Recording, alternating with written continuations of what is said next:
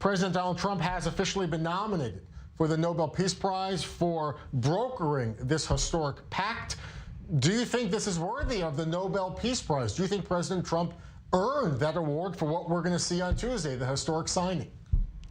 Well, if I compare it to President Obama, whom I preferred much more, I must say that he was much less qualified for the Nobel Prize than Mr. Trump. I mean, maybe it is a little bit exaggerated, but if you ask me, I'm so happy. So if he gets the Nobel Prize for that, I'll applaud. You were the lead negotiator for Oslo. After that, we had Yitzhak Rabin earn the Nobel Peace Prize also for that.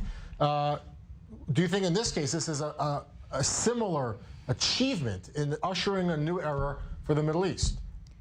No, I mean, Oslo was also controversial, but it was an earthquake. I mean, to see the head of the PLO and the Prime Minister of Israel, whether you liked it or not, on the same screen with the American president signing an agreement and which was implemented, and what you have today, the Palestinian Authority and the other arrangements with all the problems, are still a result of the Oslo agreement. That was a real change, and it was obvious that something like that, like what happened in South Africa, would result in a Nobel Prize for the people involved.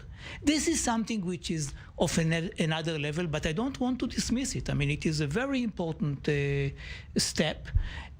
Because there was no war, so peace is not exactly the name for it, while with the Palestinians there has been, regretfully, a lot of violence. Mr. Kleiner, what does this mean for Oslo? Some say this is the death of the Oslo Accords.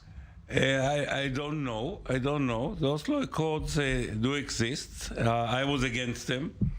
I thought it was then a disaster. We paid a big price in blood for this agreement, bringing in 40,000 terrorists from Tunis into Gaza under Arafat, that was and didn't stop for one moment to be a terrorist. But yet it was a big accord, and some elements of the Oslo agreement serve us well. The framework, the economy. So we still enjoy some parts of it, and all parties try to take the best of it.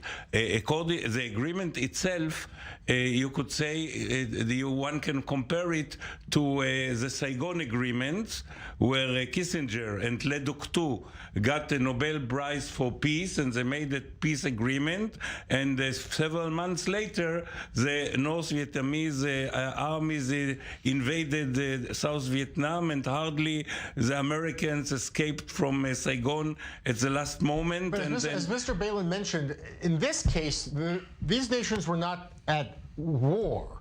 Is that therefore worthy of something as significant as the Nobel Peace Prize? And what do you make of the signing, even though they were never at war? It is a right comment, but on the other hand, it is the first real peace agreement, because the peace with Egypt was in a way forced. Egypt tried to get Sinai by political means, by military means, and while failed, paid the price and made a peace agreement, which stayed a cold peace.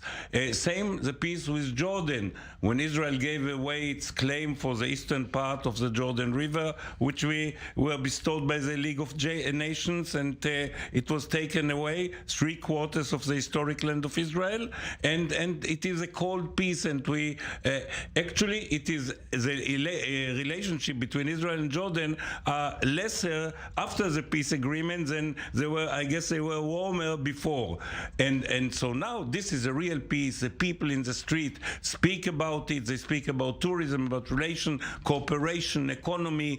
This is the first real peace, and that's why I believe that Trump and Netanyahu and of course Mohammed bin Zayed deserve a Nobel Prize.